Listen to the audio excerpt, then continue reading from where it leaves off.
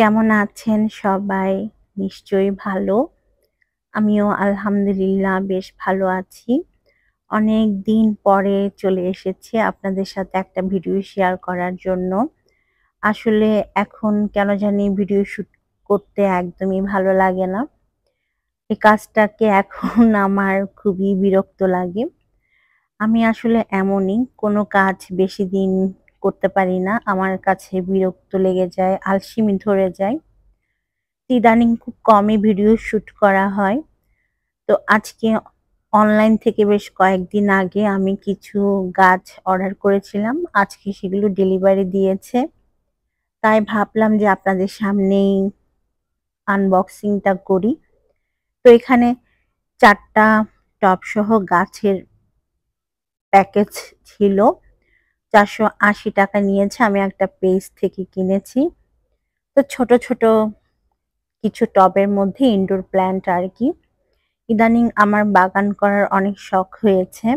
যদিও আমি প্রপার ভাবে গাছের যত্ন নিতে পারি না, তাই দেখা যায় গাছগুলো মরে যায়। তারপরও ভাবলাম শখ যখন হয়েছে কিনেই আনি। তো এগুলো হচ্ছে বাসার ভেতরে রাখার জন্য গাছ। আমি বাসার ভেতরে এগুলোকে রাখবো। আর গাছগুলোর আমি তেমন একটা নামও জানি না, তাই আপনাদের সাথে শেয়ার করতে পারলাম না। একটা গাছের নাম জানি, সেটা হচ্ছে মানি প্ল্যান্ট। আরেকটা আর কোনটার নাম জানি না আসলে। যাই হোক, দুপুরে রান্নাবান্না করছিলাম এখানে। আজকে আলু দিয়ে আর টমেটো দিয়ে মাছ রান্না করব। ইদানিং গ্যাসের প্রবলেম এত বেশি বেড়ে গিয়েছে যে কি বলবো। খুব বিরক্ত লাগে রান্না করতে। চুলায় আগুন থাকলে আসলে রান্না করা কোনো ব্যাপারই না। খুব অল্প সময়ের মধ্যেই অনেক কিছু রান্না করে ফেলা যায়। তবে চুলায় যদি গ্যাস না থাকে তাহলে ১টা ২টা তরকারি রান্না করতে অনেকক্ষণ সময় লাগে। আমারও এখন সেই অবস্থায় আছে। তবে মাঝে মাঝে আমি ইনফ্রারেড চুলায়ও রান্না করি। কারণ গ্যাসের জন্য আসলে এতক্ষণ কে বসে থাকবে, তাই না? তাই ভাবি যে ইন্ডাকশন চুলাতেই রান্না বসিয়ে দেই। কারণ বাচ্চারা একটা টাইমের মধ্যে স্কুল থেকে চলে আসে। ওদের বাবাও অনেক সময় ডিউটি থাকে, তাড়াতাড়ি চলে আসে।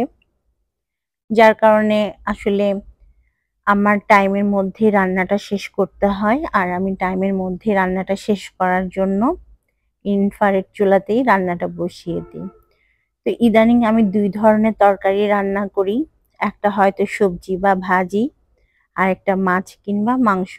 আসলে গ্যাসের প্রবলেমের কারণেই হচ্ছে এখন রান্না অনেকখানি কমিয়ে দিয়েছি। কারণ এত প্যারা নিয়ে আসলে রান্না করতে মন চায় না, রান্না মজা হয় না। এজন্য এখন দেখা যায় ডেইলি ২ টা তরকারি রান্না করা হয় মেক্সিমাম টাইমে। তো আজকে রুই মাছ দিয়ে আলু আর টমেটো দিয়ে এই ঝোলটা রান্না করছি।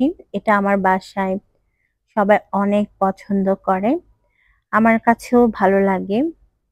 খেতে কিন্তু অত মন্দ হয় না, মজাই লাগে। মাছগুলোকে ভালোভাবে ভেজে আমি সব মসলার সাথে হচ্ছে কষিয়ে নিই। তারপর হচ্ছে ঝোলের পানি দিয়ে দিই। তো এভাবে করেই হচ্ছে রান্নাটা করি। এটা খুবই সিম্পল রান্না।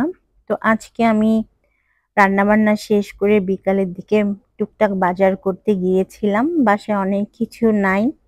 তাই ভাবলাম যে গিয়ে নিয়ে আসি। আসলে যাওয়া হয় ১টা ২টা জিনিস আনার জন্য। কিন্তু দেখা যায় অনেক জিনিস একসাথে কিনা হয়ে যায়। যখন আপনি গ্রোসারি শপিং করার জন্য সুপার শপগুলোতে যাবেন, তখন দেখবেন ১টা ২টা জিনিস কখনোই আপনি কিনতে পারবেন না। আপনাকে অনেকগুলো জিনিস একসাথে কিনতে হবে। আপনি না চাইলেও আপনার কিনতে ইচ্ছা করবে এরকম আরকি। তো এটা আমার সবসময় হয়। আমি যাই হচ্ছে অল্প জিনিস কিনার জন্য, কিন্তু গিয়ে দেখা যায় অনেক কিছু কিনে ফেলি। তো আজকে আমি মূলত চাল আর টুকটাক কিছু ইম্পোর্টেন্ট জিনিস আনার জন্য গিয়েছিলাম সুপার শপে। বাট অনেক জিনিস কিনতে হয়েছে আমার। তো বাসায় আসার পর ফ্রেশ হয়ে আমি একে একে বাজারগুলো বের করে নিচ্ছিলাম। কারণ বাজার করে এসে বাজার গুছাতেও অনেক টাইম লেগে যায়। প্রতিটা জায়গার জিনিস প্রতিটা বক্সে ফ্রিজে ঢুকাতে হয়। তো দেখা যায় অনেকক্ষণ সময় লেগে যায় আসলে। আমার কাছে যেটা মনে হয় বাজার করে আনার পরের কাজটা সবচেয়ে বেশি বিরক্তিকর। কারণ এই কাজগুলো আমার একদমই করতে ইচ্ছা করে না। কিন্তু কিছু করার নাই, যেহেতু বাসায় হেল্প করার তেমন কেউ নাই। যার কারণে আমার এই সবকিছু করা লাগে। তো আজকে আমি অনেক ফ্রোজেন আইটেম কিনে নিয়ে এসেছি। যেহেতু বাসায় বাচ্চাদের হুজুর আসে, টিচার আসে, ওদেরকে নাস্তা দিতে হয়।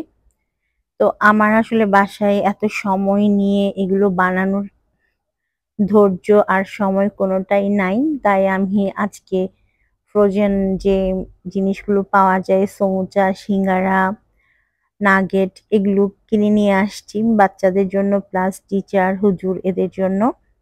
তো সবগুলো বের করে নিচ্ছি আর ফ্রোজেন জিনিসগুলো ফ্রিজে রেখে দিব, কারণ অনেকক্ষণ হয়ে গিয়েছে। ফ্রিজে না থাকলে দেখা যাবে এগুলো একদম নরম হয়ে যাবে। তাই এগুলোকে আমি ফ্রিজে রেখে দিব। তো মোটামুটি সব বাজার আমি বের করে নিয়েছি। এখন হচ্ছে বাজারগুলোকে জায়গা মতো রাখার পালা। আর এই কাজটা করতে অনেকক্ষণ সময় লাগবে। তো আজকে আমি এখান থেকে মাছ পাইনি ভালো, এজন্য মাছ আনিনি। তবে গরুর মাংস আর মুরগি নিয়ে এসেছি। ব্রয়লার মুরগি আর পাকিস্তানি মুরগি ২ টাই নিয়ে এসেছি। কারণ আসলে বাসায় লাগে। আর সুপার শপের মুরগির মাংসটা আমার কাছে ভালো লাগে, কারণ কেটে বেছে ধুয়ে দেয় এজন্য। সেই সাথে গরুর মাংসটা খুব ভালো লাগে, এজন্য সুপার শপ থেকেই কিনে নিয়ে আসি।